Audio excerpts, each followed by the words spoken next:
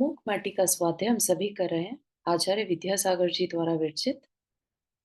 मंगलम भगवान वीरो मंगलम गौतमो गणी मंगलम कुंद कुंदाद्यो जैन धर्मोस्तु मंगलम। नमो अरिहंताणम नमो सेताणम नमो आयर्याणम नमो उवज्जायाणम नमो लोये सवसाहुणम। पंच परमेष्ठी भगवान की जय। अगले 45 मिनट के लिए सभी प्रकार के पापों का त्याग करके सभी नौवर्ण मकर मंत्र पढ़ लें।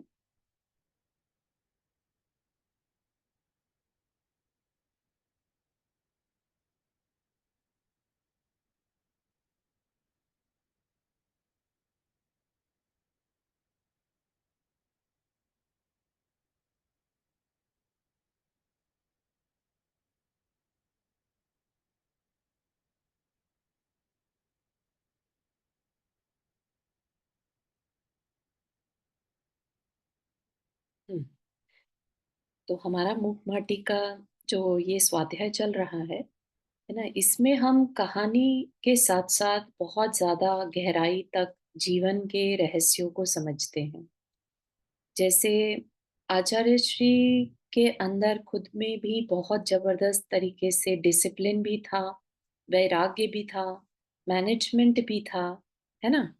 और उन्होंने मतलब बाहर की दुनिया को देखते हुए अपने आप को वैराग्य के रास्ते पर रखा। ठीक है ना।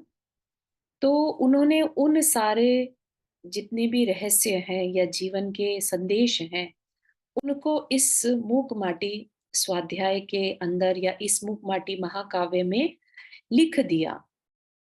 ईच एंड एवरीथिंग उन्होंने जब इसको लिखा उसके बाद आप देखिएगा कि कुछ भी नयापन उनके किसी भी राइटिंग में नहीं मिलेगा। ये जो है यूनिक है अपने आप में। इसमें ही उन्होंने सारी चीजें उतार दी जैसे, है ना। इसके बाद आपको ऐसा लगेगा कि अरे ये बात तो उन्होंने फलाने प्रवचन में भी कही थी, या ये बात तो इनके उस शास्त्र में भी कही गई है ना।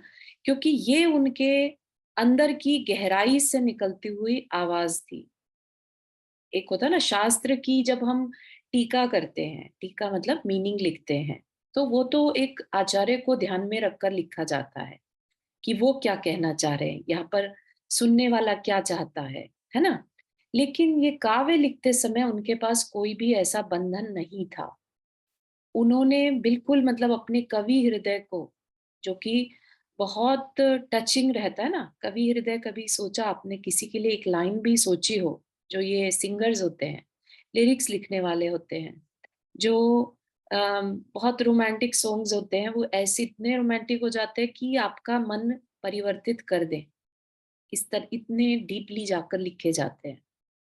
तो ऐसे ही आचार्य श्री के जो अंतरंग से आवाज निकली है ये वाली, ये किसके लिए निकली है? ये कोई माटी की कहानी नहीं बतानी थी, कोई मछली की स्टोरी नहीं बतानी थी, है ना। उनके थ्रू जीवन का सत्य बताना था। ठीक है। कदम कदम पर हमें उनके जीवन के सत्यों के बारे में स्पेशली बताते रहे। ठीक है। आज भी ऐसा ही कुछ हमें सीखने को मिलेगा। क्या चल रहा था हमारा विषय यहाँ पर? कि मछली, एक मछली, ठीक है, अभी तक तो अंधकूप में पड़ी थी, कोई मतलब नहीं था उसे, है ना, खुश थी। लेकिन अब उसे रियलाइज हुआ, जिसको वो सुख मान रही थी, वो तो एक अंधकूप है जहां पर कभी कल्याण नहीं हो सकता। तो मुझे बाहर आना है, मुझे प्रकाश में जाना है। ठीक है ना। ऐसे ही क्या हम नहीं अपने ऊपर सोचते कि हम Excuse excuse me. हाँ, Sorry. कौन सा पेज है ये? Page number? पेज नंबर 97 है बुक, अच्छा मतलब बुक नहीं पीडीएफ खोली का। क्या तुमने?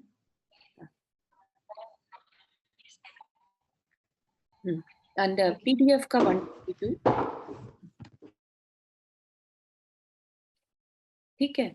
तो यहाँ पर ऐसा ही हम जैसे मछली की कहानी नहीं बताई जा रही है, उस चीज को हम आंख बंद करके अपने ऊपर उतारें कि क्या हम इस अंधकार भरे संसार में नहीं है भरे हैं, मतलब तैर रहे हैं।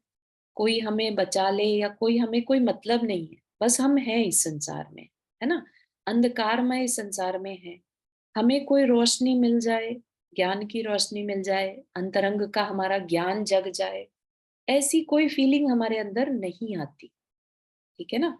तो वो जिस दिन आ जाएगी तो हमें भी इस संसार से अब कोई निकाल दे या मुझे निकलना है, ऐसा संकल्प हम कर पाते हैं, ठीक है ना? तो उस मछली के हृदय में ऐसा एक संस्कार आया, ठीक? और जैसे ही उसने ये दृढ़ संकल्प किया, है ना? हम भी तो ऐसा ही करते हैं ना, मैनिफेस्टेशन इसी को कहते हैं। हमने कोई विश इस यूनिवर्स में भेजी कि मुझे ये करना है, मुझे ये चाहिए, and universe starts giving it to us. तो बहुत बड़ा ये लॉ ऑफ अट्रैक्शन का एग्जाम्पल दे रहे हैं। और इमीडिएटली उस मछली की पुकार को यूनिवर्स ने सुन लिया, और वो जो कुंभकार है उसने वो मछ बाल्टी जो है, मछली उसे क्या किसकी तरह से देख रही है, उतरता हुआ यान सा दिखा। और उस पर क्या लिखा था बाल्टी के ऊपर? धम्मो दया विशुद्धो। धर्म किससे विशुद्ध होता है? निर्मल होता है दया से। जिस धर्म में दया नहीं, वो धर्म मतलब व्यर्थ है, ठीक है? और धम्मम शरणम गच्छामि, धर्म की शरण में जाता हूँ, ठीक है? ऐसे धर्म जहां दया से वो विशुद्ध है, ऐसे धर्म की मैं शरण लेता हूँ। उस बाल्टी के ऊपर ऐसा लिखा था, ठीक? तो जैसे जैसे वो बाल्टी नीचे उतर रही थी, अब बाकी जीव जंतु तो अपनी प्राण रक्षा के लिए इधर उधर भागे, ठीक?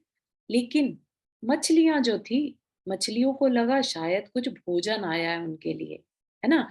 कुछ तो है, क्यूरोसिटी में उन्हें ऐसा लगा शायद हमारे लिए कुछ आया है। इस आशा से वो बिल्कुल अनिमेष अपलक, बिल्कुल आंखें बिना झपकाए और उस बाल्टी को निहारने लगी, ठीक? अब आगे का हमारा आज का विषय शुरू होता है। पर यह क्या वंचना, यह क्या वंचना, खाली बाल्टी देखकर उसे नूतन जाल समझ सब मछलियां भागती भीति से, मात्र संकल्पिता वह मछली खड़ी है, वहीं खड़ी है, साथ एक की सखी है उसकी, और उस सखी को कुछ कहती है वह, चल रही, चल रही चल, इसी की शरण ले हम। धम्मो दया विशुद्धो, यही एकमात्र शरण है, यही एकमात्र है अशरणों की शरण। महा आयतन है यह, यही हमारा जतन है, वरना निश्चित ही आज या कल काल के गाल में कवलित होंगे हम, ठीक है? तो ये बहुत जैसे उन्होंने देखा, है ना? हर मछली पहले तो सब खड़ी थी वहीं की वहीं देखने के लिए कि क्या आया हमारे लिए, उनको लगा उनका भोजन आ गया, ठीक है ना? लेकिन वंचना, वंचना मतलब अरे ये क्या, हम तो ठगे गए, धोखा हो गया हमारे साथ। क्या आया? खाली बाल्टी, ठीक है ना? खाली बाल्टी को देखकर उन्हें लगा शायद हमें फंसाने के लिए नूतन जाल, नूतन मतलब नया कोई जाल है ना? उसको बंधन समझकर क्या हुआ, सब मछलियां डर के मारे भागने लगी। कौन रुक गया वहां पर? मात्र संकल्पिता वह मछली, उस एक मछली ने जिसने संकल्प लिया था कि मुझे अपना कल्याण करना है, मुझे प्रकाश में जाना है, मुझे ऊपर जाना है, ऊपर उठना है ना? तो वह संकल्पिता मछली वहीं खड़ी रही। क्यों खड़ी रही होगी? क्या उसे डर नहीं लगा? है ना? ये बात हमें पहले बताई गई थी कि जब इतना अंदर से अगर आपको ध्यान हो ये बात, अभय का निलय हुआ, सभय का विलय हुआ, क्योंकि उसने जल से अपने प्रेम को हटा लिया था। यहाँ पर ये लाइन देख रहे हैं ना, अभय का निलय हुआ, सभय का विलय हुआ, क्योंकि उसने अब जहां वो है उस जल के प्रेम से अपनी मन को हटा लिया। ऐसा ही हम सबके साथ भी है। अगर हम संसार में अपने बंधनों को जो आ, ये मानते हैं कि ये प्रेम के बंधन है ना, इनके बिना मेरा क्या चलेगा, कैसे चलेगा, हम मरने से डरते हैं, इनके वियोग से डरते हैं, यही तो डर होते हैं ना अपने। अगर हम रियलिटी को समझकर और इन भयों से अलग हो जाएं, तब हम अपना कल्याण कर सकते हैं। तो यह जब सारी मछलियां भागी, ये मछली नहीं भागी, क्योंकि इसके अंदर का डर निकल चुका था कि ये जो जहां पर मैं रहती हूँ, ये जगह छूटती है तो छूटे। ठीक है ना? तो सब चली गई। एक सखी, यानी एक और मछली जो थी, उसकी वो रुकी हुई थी उसके साथ, मतलब उसने उसको देखा, अपनी सखी को होता ही है कि चलो तुम भी मेरे साथ चलो, है ना? तो उसने कहा चलो चलो, तुम भी मेरे साथ चलो, और इसकी अपन शरण लेते हैं। ठीक है, जिसे अपन क्या कहते हैं, कल्याण मित्र। ठीक है ना? जो अपने को सही रास्ते पर ले जाने में इंटरेस्टेड हो। अगर कोई फ्रेंड कहे कि चलो भाई शॉपिंग चलते हैं, चलो भाई गॉसिप करते हैं, या और टाइम पार्टी करते हैं, है ना? कहने को फ्रेंड वो काम भी कर सकते हैं, लेकिन उनको हम कल्याण मित्र नहीं कहेंगे। जो हमें हमारी आत्मा में थोड़ी ऊंचाइयां दे सके, ऐसा साथ जो होता है वो कल्याण मित्र का होता है। जो हमें नीचे गिराए, गलत आदतों में ले जाए, वो कल्याण मित्र नहीं कहलाएगा। ठीक? तो उसने, मछली ने, जो संकल्पिता मछली थी, उसने अपनी सखी से कहा चल रही चल, इसी की शरण ले हम, जो बाल्टी आई है, क्योंकि इस पर क्या लिखा है, धम्मो दया विसुद्धो, यही एकमात्र अशरणों की शरण है। ये बाल्टी ही हमारी शरण है, महा आयतन है यह, यही हमारा जतन है। जतन मतलब पुरुषार्थ। ठीक? कि ये हमारा पुरुषार्थ है, और महा आयतन है मतलब हमारा सहारा है। ठीक है? जैसे हमारे लिए आयतन क्या है, सच्चे देव, शास्त्र और गुरु, है ना? और उनके सेवक हमारे लिए क्या है, आयतन है। हमारी हमारी सहायता करने वाले, सपोर्टर जिसे कहते हैं, हमारे को ऊंचा उठाने वाले हैं। ठीक? वरना निश्चित ही आज या कल, काल के गाल में कवलित होंगे हम, है ना? मौत तो सबकी आनी है, मरना सबको है। तो वो कह रही है कि मरना तो है ही, क्यों नहीं हम इसकी शरण ले लें, है ना? ऐसा ही तो है, हम मोक्ष मार्ग पर हैं तो भी काल आएगा, और संसार में है तो भी काल आएगा, है ना? लेकिन हम कुछ नया ट्राई तो करें। संसार के दुख तो हमें मालूम ही है, लेकिन मोक्ष मार्ग पर चलकर हम देखें तो सही हमें क्या मिलने वाला है, क्योंकि उसको अशरणों की शरण कहा, तो क्यों नहीं हम ट्राई करते। ठीक है ना? तो वो मछली थोड़ी समझदार सी थी, उसने कहा आज या कल निश्चित, निश्चित मतलब फॉर श्योर, है ना? कवलित होंगे मतलब खा लिए जाएंगे, काल के द्वारा हम खा लिए जाएंगे, खत नष्ट हो जाएंगे, है ना? क्या पता नहीं तुझको, छोटी को बड़ी मछलियां साबुत निकलती हैं यहाँ, है ना? तो क्या कह रही है कि एनीवेज, जो बड़ी मछलियां हैं वो छोटी को साबुत का साबुत खा जाती हैं।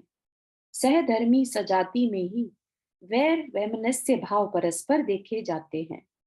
श्वान श्वान को देखकर ही नाखूनों से धरती को खोदता हुआ गुर्राता है बुरी तरह। अब इस पर उसकी सखी बोलती है, कथनचित बात सच है तुम्हारी, परंतु हमारे भक्षण से अपनी ही जाति यदि पुष्ट संतुष्ट होती है तो वह इष्ट है, क्योंकि अंत समय में अपनी ही जाति काम आती है, शेष सब दर्शक रहते हैं दार्शनिक बनकर।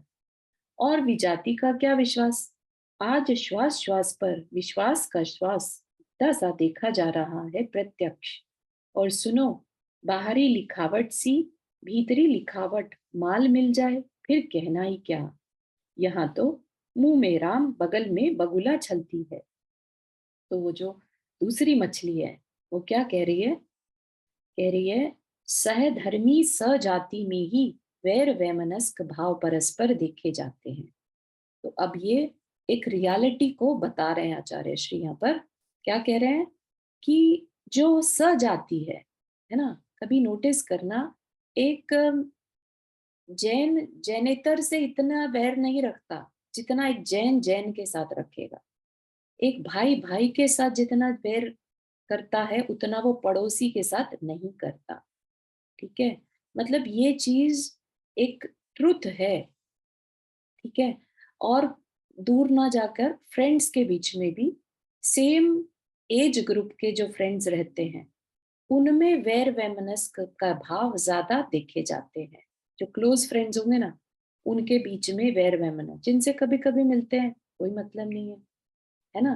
तो यहाँ पर ये तो चीजें हम अपनी लाइफ में भी देखते हैं, लेकिन श्वान, श्वान मतलब कुत्ते को कहते हैं, तो वो क्या करता है, वो कभी किसी और जानवर पर उतना नहीं गुर्राता जितना वो खुद एक दूसरे श्वान को देखकर गुर्राता है। नाखूनों से खोदेगा धरती को, दिखाता है, धमकी टाइप की होती है वो उसकी, कि तू यहाँ पर कैसे, ये मेरी बाउंड्री है ना। तो कहने का मतलब ये है, यहाँ पर जीवन की वास्तविकता बताई जा रही है, राइट। सहधर्मी सजाति में ही वैर वैमनस्क भाव परस्पर देखे जाते हैं। अब इस पर उसकी सखी बोलती है। सखी क्या कहती है? बात तो तुम्हारी कुछ कुछ ठीक है, कथनचित मतलब कुछ कुछ ठीक है। हमारे भक्षण से अपनी ही जाति यदि पुष्ट संतुष्ट होती है, माना कि हमें बड़ी मछली खा लेगी, लेकिन बुराई क्या है इस, हमारी जाति, कोई तो फायदा उठा रहा है ना, तो हमारी जाति का ही फायदा हो रहा है, तो इसमें क्या प्रॉब्लम है? मीन ठीक है, हमें मरना ही है, तो हम अपनी जाति का कल्याण करके मरे ना, ऐसा उस सखी का कहना है।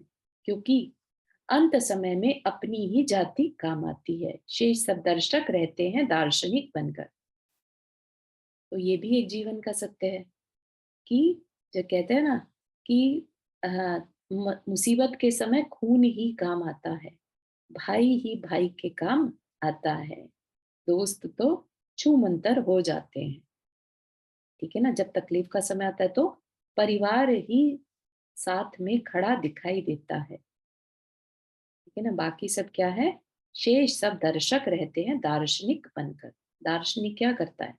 दार्शनिक दूर खड़ा होकर सब कुछ ऑब्जर्व करता रहता है, अच्छा ऐसा हो रहा है, उसको कोई मतलब नहीं है किसी को बचाना है, कुछ करना है, बस उसको अपनी ऑब्जर्वेशन से मतलब है ना। तो ऐसे ही सब दर्शक बने रहते हैं। कभी रोड पे देखा भी होगा ना, कभी किसी के घर में कुछ हो जाए, बाहर में सब दर्शक आकर खड़े हो जाएंगे, है ना। और फिर परिवार के लोगों को ही लगता है कि नहीं नहीं, बाहर में सब दर्शक देख रहे हैं, लेट्स नॉट डू इट। ठीक है ना। तो जो भी है, यहाँ पर देखने वाली बात है कि अंत समय में अपनी ही जाति काम आती है, और भी जाति का क्या विश्वास। ठीक है, आज हर जगह जब श्वास श्वास पर विश्वास का श्वास उठता सा देखा जा रहा है ना, सब जगह से विश्वासघात ज्यादा देखने को मिल रहा है, चाहे वह कैसा भी स्थान हो, सब एक दूसरे को धोखा देने में लगे हैं। ठीक है ना, मिलावट की चीजें बिकती हैं, पहले का समय नहीं रह गया अभी, है ना। आज झूठ का जमाना हो गया, मार्केटिंग, राइट। मार्केटिंग में सबसे ज्यादा धोखे दिए जाते हैं, राइट। तो यहाँ पर उसी चीज को कह रहे हैं, श्वास श्वास पर विश्वास का श्वास घुटता सा देखा जा रहा है। और सुनो, बाहरी लिखावट सी भीतरी लिखावट माल मिल जाए, फिर कहना ही क्या। मतलब कि जैसा बाहर लिखा है वैसा ही अंदर मिल जाए, है ना। अगेन, मार्केटिंग के डब्बे जो प्रोडक्ट्स आते हैं, उनमें लिखा कुछ होता है, माल कुछ होता है, राइट। या बाहर में ऐसा लिख देंगे कि इसके बिना तो आपकी सेहत ही नहीं बन सकती, this is best for your सेहत, कुछ कुछ मार्केटिंग प्रोडक्ट सभी को मालूम है। तो क्या कहना चाह रहे हैं, जैसा कि अभी उसने कहा कि देखो इस बाल्टी के ऊपर क्या लिखा है, धम्मो दया विशुद्धो, है ना, तो इसकी शरण लेते हैं। तो वो सखी कह रही है कि जो लिखा है वो जरूरी नहीं है कि अब दया हो ही जाएगी, अब हमें शरण मिल ही जाएगी, है ना। तो आज तो मुंह में राम बगल में बगुला चलती है। क्या है? मुंह में राम मतलब मुंह में तो अच्छी अच्छी बातें बोल रहे हैं, और अंदर ही अंदर बगुले की तरह अंदर कालापन है।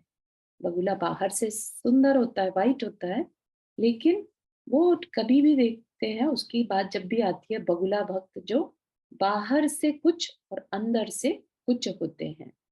जैसे ही मछली देखी, वो एकदम शांत खड़े रहते हैं, जैसे ही मछली देखी उस पे झपट पड़ते हैं। ठीक है ना। ऐसे ही हमें भी जो अपना लगने वाला इंसान होता है, उसी से धोखा मिलता है। ठीक है ना? तो इसलिए वो कह रही है कि विश्वास मत करो। आज का टाइम विश्वास का टाइम नहीं है। ठीक है? फिर क्या कहा? दया का कथन निरा है और दया का वतन निरा है। एक में जीवन है और एक में जीवन का अभिनय। अब तो अस्त्रों शस्त्रों और वस्त्रों कृपाणों पर भी दया मूल का धर्म का मूल है लिखा मिलता है, किंतु कृपाण कृपालु नहीं है। वे स्वयं कहते हैं, हम हैं कृपाण, हम में कृपा न। ण का जो होता है ना, ण को प्राकृत भाषा में जो मीनिंग होता है न निकलता है ना? तो कह रहे हैं हम हैं कृपाण, हम में कृपा न। तो क्या कह रहे हैं? ये बहुत सुंदर है कि दया का कथन निरा है। निरा मतलब निराला है, कथन मतलब कहना, मुंह से बोलना। तो दया की बात करना अलग बात है, और दया का वतन निरा है। वतन मतलब उसको जीवन में उतारना, उसको निभाना अलग बात है। ठीक है ना? वो जो कहते हैं ना, दिखाने के दांत और खाने के दांत और। तो दया की बातें करना और दया को जीवन में उतारना और। एक में जीवन है और एक में जीवन का अभिनय। ठीक है ना? सभी ने ऐसा देखा होगा आज के समय में। तो जो इंसान अपनी अपनी ही रियलिटी नहीं दिखाना चाहता लोगों के सामने। ठीक है ना? मेनली अपना ही जीवन, उसका अभिनय किया जाता है। अगर दुखी होगा तो क्या कहेगा बाहर जाकर? हाँ, बहुत मजे की लाइफ चल रही है ना? जो देखने में थोड़ा सा कम होगा, है ना, 19-20 होगा, तो वो अपने को पूरी तरह से बाहर से अप टू डेट करके आएगा। आजकल ये जो प्लास्टिक सर्जरी के बहुत जबरदस्त यूसेज होने लगे हैं, बहुत ज्यादा। वो किस लिए है? वो एक तरह से हम जैसे हैं वैसा नहीं दिखना चाहते। ठीक है ना? तो क्या हो गया ये क्या वास्तविक जीवन रह गया? नहीं, ये जीवन का अभिनय है। हम जी रहे हैं ऐसा दिखाना। सोशल मीडिया के टाइम में तो और भी ज्यादा ये अप्लाई होता है ना? हम सब जीने का अभिनय कर रहे हैं कि हमारी लाइफ बहुत अच्छी है। कहीं जाएंगे, एक बार स्माइल देंगे, फोटो खिंच जाएगी, उसके बाद चाहे कितना भी मुंह बनाए रहे, है ना? हमारे ट्रिप पे हम बहुत हंसे, ऐसा दुनिया को दिखाया जाता है। ठीक है ना? अपनी 1 सेकंड की अच्छी जो समय होता है उसको हम इस दुनिया के साथ शेयर करते हैं। अपने रोने-धोने को कभी नहीं शेयर करते। क्योंकि क्या है? ये जीवन का अभिनय है। ठीक है ना? तो अगर नहीं दिखाना है रोना, तो हँसना भी मत दिखाओ।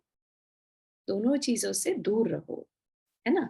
जब आप रियलिटी पूरी तरह नहीं दिखा सकते, अधूरी दिखा रहे हैं, तो वो अधूरापन ही है।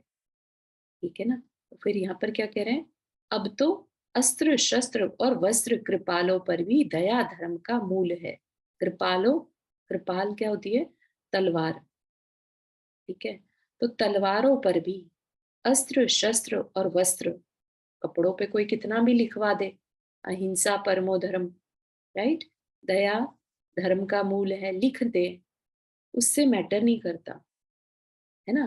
क्या कह रहे हैं? कृपाण कृपालु नहीं है। कृपालु मतलब दयालु, कृपा करने वाला, है ना? तो कृपाण अपने आप में दया नहीं करती। वो स्वयं कह रही है कृपाण, हम में कृपा नहीं है। ठीक है ना? कहाँ तक कहें अब? धर्म का झंडा भी डंडा बन जाता है, शास्त्र शस्त्र बन जाता है अवसर आकर, और प्रभु स्तुति में तत्पर सुरीली बांसुरी भी बांस बन पीट सकती है। प्रभु पथ पर चलने वालों को समय की बलिहारी है। ठीक है, अगेन आचार्य श्री यहाँ पर वास्तविकता को बता रहे हैं कि समय कैसा आ गया है कि कहाँ तक कहें। धर्म का झंडा भी क्या बन जाता है? डंडा बन जाता है। हम उस धर्म के नाम पर ही लड़ने लग जाते हैं। शास्त्र शस्त्र बन जाता है। शास्त्र की लिखी हुई बातों पर शास्त्रार्थ करने लगते हैं, लड़ाई झगड़े करने लगते हैं, है ना? जो पढ़ने लिखने की चीज थी, अपने को सुधारने की चीज थी, उसको हमने शस्त्र बना लिया। ठीक है ना? धर्म का झंडा भी डंडा बन जाता है। कहाँ तो धर्म का झंडा किसके लिए था? प्रभावना के लिए। और वही हमारे ही कृत्यों से, हमारे ही बिहेवियर से अभी क्या है, लोग उससे डरने लगे हैं। वो धर्म का झंडा ना कह रहकर अब डंडा जैसा लगने लगा है ना? इसीलिए आज की जो युवा पीढ़ी है, वो धर्म के साथ जुड़ना पसंद नहीं करती, क्योंकि वहां पर सिर्फ बाह्य आडंबर दिखते हैं। जो अभी बताया ना, जीवन अभिनय की तरह से दिखता है। मंदिर में जाकर खूब अच्छे से बिहेव करते हैं, और वही पर्सन घर आकर बहुत डिफरेंटली बिहेव करता है। और जो उनके परिवार वाले हैं, उन्हें लगता है कि अरे, ये किस तरह का धर्म है? अगर यही धर्म है तो मुझे नहीं करना ऐसा धर्म, है ना? तो हम अगर धर्म को जीवन में उतारेंगे, तभी हम कह सकते हैं हमने धर्म का झंडा फहराया। नहीं तो वह धर्म का झंडा उन सामने वालों के लिए डंडा बन जाता है। और ये हम धर्म की अप्रभावना में कारण बन जाते हैं। अगर हमारे कारण कोई धर्म से दूर रहता है, हमारे बिहेवियर के कारण या हमारी बातों के कारण, है ना, हमारा बोल चाल ऐसा है कि सामने वाले को लगता है कि इसकी भाषा ऐसी है, तो ये जो बिहेव फॉलो करता है ना, मुझे करना ही नहीं, राइट? तभी सम्यक दृष्टि के अ, अंग में एक प्रभावना अंग कहा गया। ठीक है? तो एक सम्यक दृष्टि प्रभावना कैसे करता है? सम्यक दृष्टि अपनी प्रभावना अपने 4 गुणों से, प्रशम, संवेग, आस्तिक्य, अनुकंपा। प्रशम में उसकी कषायें मंद रहती हैं, उसको अनुकंपा रहती है दूसरों के लिए, एकदम उसका दिल हर टाइम पसीजा रहता है कि ये चीज सिचुएशन मेरे साथ हो गई तो, मुझे ऐसा कोई कह दे तो, हर चीज में वो अपने आप को दूसरे के शूज में रखकर देखता है। ठीक है ना? उसके ऐसा करने के कारण ही उसको धर्म प्रभावना का अंग माना है, उसके इस बिहेवियर को प्रभावना का अंग माना है। ठीक है ना? और हम अपने बिहेवियर को देखें अगर, कि हम जो करते हैं उससे 4 लोग प्रभावित हो रहे हैं कि नहीं, है ना? अगर हमें आकर कोई कह दे कि आप जैसा, जिस तरीके से भक्ति से पूजा कर रहे थे ना, हमारा भी मन किया। आप जिस तरह से शांत रहते हैं ना, हमारा को भी मन हुआ हम जाने कि कैसे रहते हो, क्या करते हो ऐसा, है ना? तब आप उनको इस मार्ग पर इंट्रोड्यूस कर सकते हैं, ठीक है ना? और ये स्टार्टिंग कहाँ से होती है? हमेशा याद रखिएगा, जिनेंद्र वर्णिक जी कहते हैं शांति पथ प्रदर्शन में कि धर्म या कोई भी धर्म की क्रिया, संयम, सब पहले अपने घर से शुरू होता है। कि अनलेस घर के लोग पूरी तरह से विपरीत प्रवृत्ति वाले हैं, ठीक है ना? Exceptions can be there, but always starts from home. ठीक, अगर घर के लोग हमें, हम, क्योंकि वही हमें सबसे ज्यादा जानते हैं, अगर वो हमें चेंज हुआ नहीं देख पा रहे हैं, राइट, तो हम दूसरों को नहीं प्रभावित कर सकते। प्रभावना का मतलब क्या है? प्रभावित करना, राइट?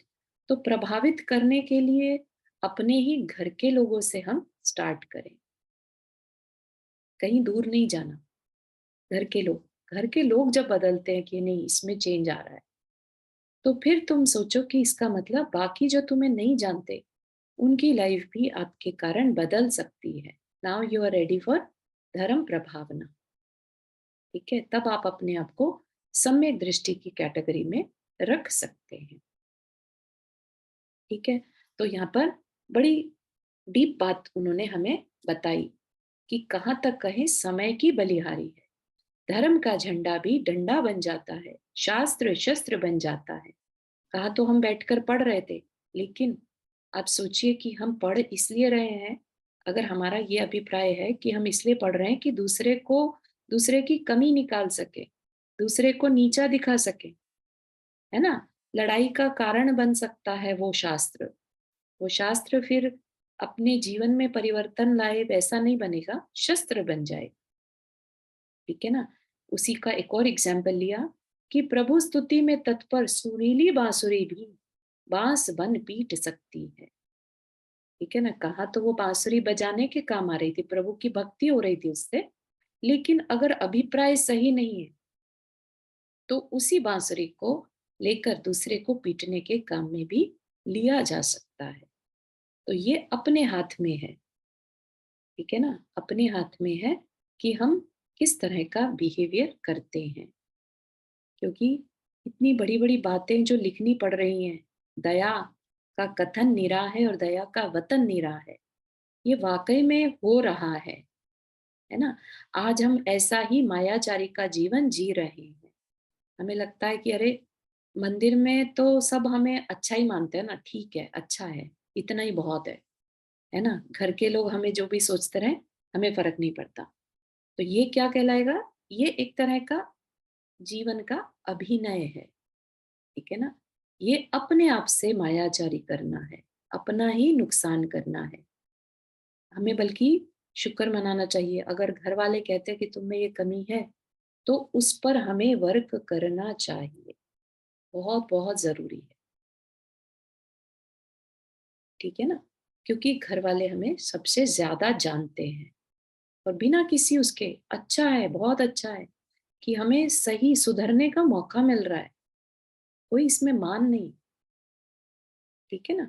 तो हमारे अंदर की कमियाँ हम देखें। अभी इसमें और भी इसी से रिलेटेड बहुत सुंदर कथन आने वाला है, ठीक है?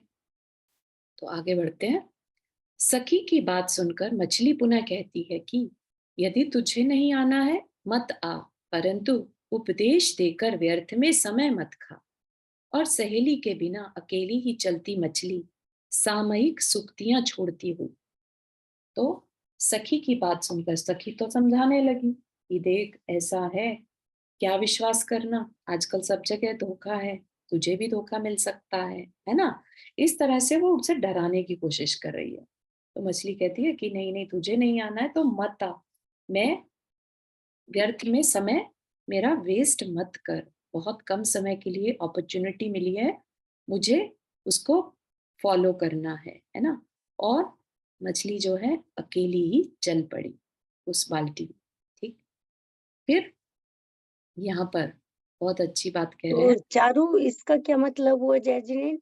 जी। सामयिक चुक्तियाँ छोड़ती हुई। हाँ, सामयिक सुक्तियाँ मतलब जो उसे बातें कही जा रही थी, उस समय के हिसाब से सामयिक, है ना? कि भई तुम ये मत करो, वो मत करो, इस तरह की सूक्तियाँ मतलब सेंटेंसेस, ठीक है ना? तो ओके, उनसे उसने कोई मैटर नहीं रखा और अकेली ही चली गई। ठीक। Okay, thank you. प्रत्येक व्यवधान का सावधान होकर सामना करना नूतन अवधान को पाना है, या यूं कहूं इसे अंतिम समाधान को पाना है। तो यहाँ पर बहुत सुंदर, अगेन आचार्य श्री जो थे मैनेजमेंट गुरु थे, ठीक? क्या कह रहे हैं, जीवन में अगर प्रत्येक व्यवधान का, व्यवधान मतलब प्रॉब्लम्स, रुकावटें, अगर हम प्रत्येक व्यवधान का सावधान होकर सामना करें, ठीक है, सावधान होकर करें तो मतलब पूरी देखभाल कर, अवेयरनेस के साथ, तो नूतन अवधान को पाना है। अवधान क्या होता है? नए एक्सपीरियंस, नए नॉलेज हमें मिल सकता है, या यूं कहूं इसे अंतिम समाधान को पाना है। अंतिम समाधान भी हो सकता है, नया एक्सपीरियंस भी हो सकता है, और हम अपने अंतिम लक्ष्य तक भी पहुंच सकते हैं। करना क्या है? प्रॉब्लम्स को फेस करना है, उनसे सीखना है, सामना करना है। समझ रहे हैं आप कितना सुंदर उन्होंने हमें यहाँ पर वाक्या दे दिया। हम जो छोटी-छोटी प्रॉब्लम्स में घबरा जाते हैं, है ना? उनको यहाँ पर क्लियरली क्या कहा जा रहा है, जब कोई बड़ा कह दे कि नहीं, नहीं बेटा इट्स ओके, प्रॉब्लम सबकी लाइफ में आती हैं, उसको अपनी पूरी सावधानी के साथ फेस करो, जितना तुम कर सकते हो। सावधान का मतलब क्या है? ऐसा नहीं कह रहे कि नो मैटर व्हाट सामना करो, नहीं, सावधान होकर सामना करना, मतलब क्लैरिटी के साथ, मतलब अपनी अम, थोड़ी सी इसमें क्रिएटिविटी दिखाकर, ठीक है? तो उसको फेस करो और फिर क्या होगा? नई कुछ नया निकल कर आएगा, है ना? जैसे अम, किनका एग्ज़ाम्पल आता है जिसने सिलाई मशीन या बल्ब का ले लीजिए, है ना? न्यूटन ने बल्ब को इज़ाद किया था, थॉमस एडिसन ने। तो उनसे बल्ब नहीं बन रहा था, 10,000 टाइम ही फेल्ड, राइट? तो उनने क्या जवाब दिया कि मैंने 10,000 टाइम फेल नहीं मानता अपने आप को। मैं ये मानता हूँ, मुझे ये पता चला कि इन 10,000 तरीकों से बल्ब नहीं बन सकता। आप समझ रहे हैं? कितनी बड़ी बात है। फेलियर को एक्सेप्ट कैसे करना, ये भी एक मैनेजमेंट का तरीका है कि तकलीफ आ सकती है, लेकिन उसको एक्सेप्ट करना, फीडबैक को एक्सेप्ट करना कि ये ठीक काम नहीं कर रहा है, दैट्स ओके, नहीं कर रहा है, let me try another way, ठीक है ना? वो जो कहते हैं ना कि चींटी का एग्जाम्पल आता है ना, बार बार गिरती है दीवार पर चढ़ने के लिए, राइट? गिरती है, उतरती है, गिरती है, फिर चढ़ती है ना? इसलिए कोशिश करने वालों की कभी हार नहीं होती। ठीक है? हरिवंश राय बच्चन जी की एक कविता है, बहुत सुंदर, बहुत मोटिवेटेड करने वाली। तो वही चीज यहाँ पर है कि प्रत्येक व्यवधान का सावधान होकर सामना करना, नूतन अवधान को पाना है, या यूं कहूं इसे अंतिम समाधान को पाना है। तो हम, हो सकता है, अपने जिस काम से हम आगे बढ़े थे वो ही पूरा कर पाए। ठीक? फिर ये अगली बात जो कही जा रही है वो भी बहुत इंटरेस्टिंग है। गुणों के साथ अत्यंत आवश्यक है दोषों का बोध होना भी, किंतु दोषों से द्वेष रखना दोषों का निक्सन है और गुणों का विनशन है। कांटों से द्वेष रखकर फूल की गंध मकरंद से वंचित रहना अज्ञता ही मानी है, और कांटों से अपना बचाव कर सुरभि सौरभ का सेवन करना विज्ञता की निशानी है, सो विरलों में ही मिलती है ना? कितनी सुंदर बात यहाँ पर कही है। क्या कह रहे हैं? गुणों के साथ, गुण देखने के साथ साथ अत्यंत आवश्यक है दोषों का बोध होना भी। हम क्या कहते हैं ना, एक लाइन आती है पूजा की, है ना? बिन जानन के दोष गुणन को कैसे तजिए कहिए, ठीक है ना? दोष और गुण जब तक हम जानेंगे नहीं, हम कैसे उन्हें छोड़ना और ग्रहण करने का भाव कर सकते हैं? तो क्या कह रहे हैं? गुणों के साथ अत्यंत आवश्यक है दोषों का बोध होना भी। तो अपनी गलतियों का पता होना भी आवश्यक है, ठीक है ना? अपने अंदर गुण है, वो पता होना चाहिए। अपने दोषों का भी बोध होना चाहिए। और किंतु दोषों से द्वेष करना दोषों का विकसन है। ये भी एक अनदर थिंग बता रहे हैं कि लेट्स से हमने अपने दोष तो देखे नहीं, और दूसरे के दोष देखकर हम उससे द्वेष करने लगे, तो क्या होगा? वे द्वेष हमारे अंदर भी विकसित हो जाएंगे। ठीक है? दोषों से द्वेष रखना दोषों का विकसन है और गुणों का विनशन है, क्योंकि जैसी दृष्टि वैसी सृष्टि। अगर हमारी दृष्टि दूसरे के दोषों पर है, तो मानकर चलिए कि वो दोष हमारे अंदर भी विकसित हैं, या हो चुके हैं, या हो जाएंगे, ठीक है ना? और अगर दोष विकसित होंगे तो गुण चले जाएंगे, गुणों का विनशन है। ठीक है ना? कितनी सुंदर बात बताई जा रही है यहाँ पर हमें, है कि नहीं? और क्या कह रहे हैं? कांटों से देश रखकर फूलों की गंध मकरंद से वंचित रहना अज्ञता ही मानी है। अगर हमें ये कह दें हम कि हमें नहीं पसंद कांटे, है ना? और उनसे द्वेष रखकर हमें क्या नहीं मिलेगा फिर? फूलों की गंध, सुगंधी जो है, अगर उस फूल में कांटे हैं और हमें कांटे पसंद ही नहीं है, राइट? हमें कहेंगे हमें नहीं पसंद, बिल्कुल देखना तक पसंद नहीं है कांटों को, तो हम उस फूल की गंध, मकरंद मतलब उसके अ, अच्छी जो गुलकंद बनता है जैसे, ऐसा उसकी गंध मकरंद से वंचित रह जाएंगे। और ये हमारी क्या है? अज्ञता यानी अज्ञानता मानी जाती है। तो हमें क्या करना, कांटों से अपना बचाव कर, कांटे पसंद नहीं है तो ठीक है, हम उन कांटों को देख कर जान कर अपने से दूर रखें। ठीक है ना, हम जितना उनसे द्वेष भाव रखेंगे उतने ही वो हमारे अंदर पनपेंगे, क्योंकि उन कांटों के साथ साथ जो गुण थे, हम उन गुणों पर ध्यान नहीं दे पा रहे। ठीक है ना, तो कांटों से अपना बचाव कर सुरभि सौरभ का सेवन करना विज्ञता की निशानी है।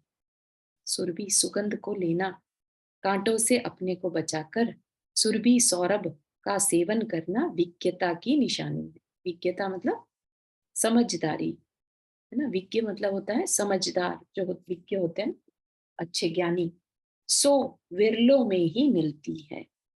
बहुत कम ऐसे लोग रहते हैं जो द्वेष दोषों से द्वेष ना करें। सामने वाले के अंदर कोई दोष दिख भी रहे हैं तो मुझे उसके ये दोष पसंद नहीं है माना, लेकिन उसके अंदर गुण भी तो होंगे, हम उसके गुणों पर फोकस कर सकते हैं। नहीं तो हम उन गुणों से वंचित रह जाएंगे और ये हमारी अज्ञानता होगी।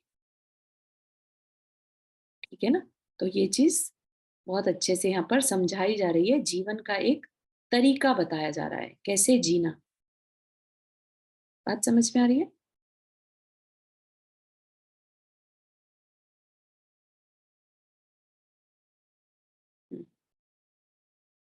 इधर उधर से उतरी बाल्टी में पानी और पानी में बाल्टी पूर्ण रूप से दोनों अवगाहित होते हैं।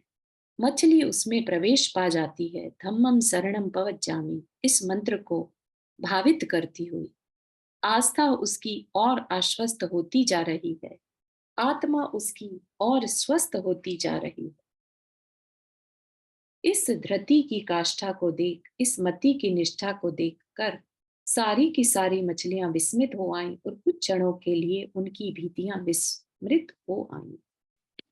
आज के लिए इतना ही रखेंगे, इसका मीनिंग जान लेते हैं। क्या कह रहे हैं, इधर उधर से उतरी, उधर इधर अधर नहीं, इधर उधर नहीं है, अधर मतलब ऊपर से उतरी बाल्टी में पानी और पानी में बाल्टी दोनों मिक्स हो गए। जैसे जैसे पानी की बाल्टी अगर कुएं में चली जाए तो नहीं दिखेगी, है ना, वैसा पूर्ण रूप से दोनों अवगाहित एक दूसरे में समा गए। मछली उसमें प्रवेश पा जाती है। ठीक है, धम्मम शरणम पवज्जामि, ऐसा उसने उस पे लिखा हुआ देखा था। तो इस मंत्र को भावित मतलब भाती हुई। ठीक, अब क्या हुआ, आस्था उसकी और आश्वस्त होती जा रही है। पहले ही उसने भय रहित होकर ये डिसीजन लिया था कि मुझे तो जाना है। ठीक है ना, और आस्था उसकी और आश्वसित होती जा रही है। आश्वस्त कि हाँ, मैंने जो डिसीजन लिया है ना सही लिया है। आत्मा उसकी और स्वस्थ होती जा रही है। ठीक है, अब उसको जब लग रहा है कि ने सही शरण ली है, तो अब उसकी आत्मा जो है और अच्छा अंदर से फील कर रही है। इस धृति की काष्ठा को देखकर, धृति मतलब धैर्य, उसके इस धैर्य की पराकाष्ठा, काष्ठा मतलब पराकाष्ठा यानी उत्कृष्टता। तो उसने बहुत धैर्य रखा और डिसीजन लिया, है ना, और इस मति की निष्ठा को देखकर कि उसने जो दृढ़ संकल्पित थी उसने उसको फॉलो भी किया। ठीक, तो ऐसा देख कर सारी की सारी मछलियां विस्मित हो आई। विस्मित मतलब एक तरह से आश्चर्य हुआ उन्हें, है ना, और कुछ क्षणों के लिए उनकी भीतियां विस्मृत हो आई। अब उस मछली को देखकर अब उनके अंदर का जो डर था ना वो दूर होने लगा कुछ क्षणों के लिए। वो अलग बात है कि हर एक में वैसी दृढ़ संकल्पता नहीं होती। ठीक है ना, कुछ क्षणों के लिए उन्हें लगा कि अरे वाह कितना अच्छा डिसीजन ले लिया, लेकिन क्या वो ले सकते थे? नहीं, उनसे नहीं हो पा रहा था। लेकिन कुछ क्षणों के लिए ही सही उनके अंदर वो डर विस्मृत हो गया। ठीक है ना, तो इस तरह से आज हमने यहाँ तक का विषय देखा।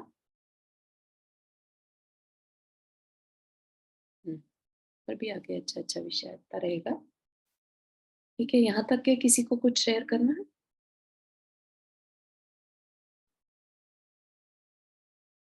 क्लियर हो रहा है?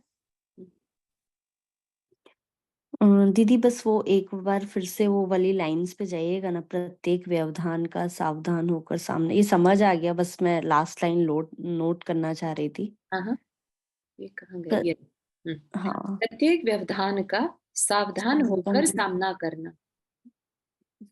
हाँ, ठीक है, ये बहुत अच्छी लगी थी तो मैं बस इसे नोट करना चाह रही थी। ठीक है। हाँ ऐसे ऐसे लाइंस जो है ना मोटिवेशन के लिए बहुत अच्छी है। खूबसूरत। चारू जी जी रेखा जी। बहुत अच्छा लग रहा है क्योंकि वो भी पढ़ रही ना, वो शांति प्रदर्शन तो काफी ओ नाइस, बहुत अच्छा, बहुत ही बढ़िया रेखा जी। बहुत काम आने वाली चीजें हैं इसमें, है ना? हाँ, और इनमें से थोड़ी थोड़ी लाइंस भी अपने लाइफ में अपन उतार लें तो हम अपने ही कल्याण के लिए काम करेंगे, है ना? तो वही बात है कि एक अकेला अवतरे मरे अकेला होए, राइट?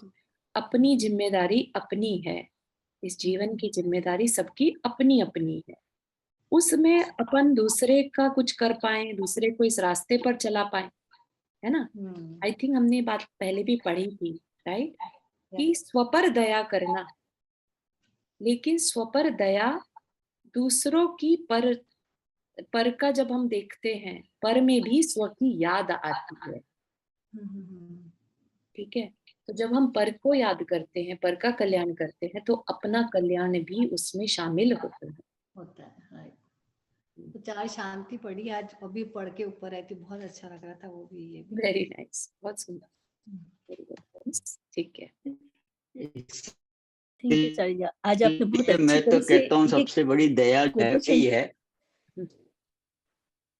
हाँ जी, हाँ कुछ कह रहे हैं? बोलिए बोलिए बोलिए, आप कुछ बोल रहे थे, मैं कुछ बोलने लगी, सॉरी। हाँ, मैं कह रहा हूँ इसलिए जीव के प्रति या अपने प्रति सबसे बड़ी दया यही है कि आप अपना कल्याण करो। बिल्कुल। मैंने 8 दिन में 608 जीव ही आप मतलब निगोज से तरस जीव बन सकता है। वो आप जब तक खाली नहीं करोगे जगह, तब तक वो वाला जीव निगोज से आएगा नहीं। तो सबसे बड़ी दया जीव का आपने यही किया कि आपने एक जगह खाली कर दिया, आप अपना निर्माण कर लिया। तो इसलिए अपना जो अभी चारू जी कह रहे थे ना, आपके हित के साथ दूसरे के मतलब हित होता ही है। आपका हित सोचो आप। बहुत सही, बिल्कुल सही है। ठीक है, बहुत अच्छे कोटेशन दी जी। नंदा जी आपने हाथ रेस किया। अपना ही सोचना कि दूसरे का ही सोचना, दूसरे का ही सोचेंगे तो अपना ही तो ऐसा नहीं है। अवधान का मीनिंग, हाँ, अवधान मतलब नया अवधान मतलब निर्धारण कर लेना, ठीक है? तो नई धारणा या नया ज्ञान, नया एक्सपीरियंस, ठीक है? अच्छा, मतलब मुश्किलों को जीत कर हम नया एक्सपीरियंस लेते जाते हैं। हाँ ठीक है, बहुत बढ़िया। हाँ कुसुम आंटी, आप कुछ कह रहे थे? मैं किसी दूसरे का कल्याण कैसे अपना कल्याण होगा कि अपने कल्याण किसी दूसरे का कल्याण होगा, ऐसा डॉक्टर देती है। परस्पर उपग्रहो जीवाना, है ना? हाँ मैं वही, हाँ हाँ, वो मैं दोनों का एक दूसरे से ही कल्याण है, बिल्कुल सही। चलिए, जिनवानी स्तुति। जवानी के ज्ञान से सुजलो कलो, सोवाणी मस्तक धरो सदा दे तू दो। हे जिनवानी भारती तो ही जपो दिन रैन, जो तेरा शरणा गए सो पावे सुख चैन। 9 बार नमन करना।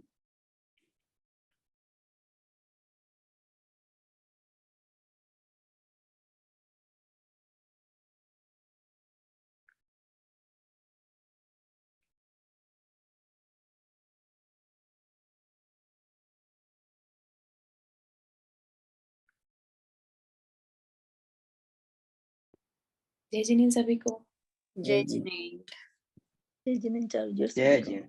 जय जिनेन्द्र। जय जिनेन्द्र सभी को।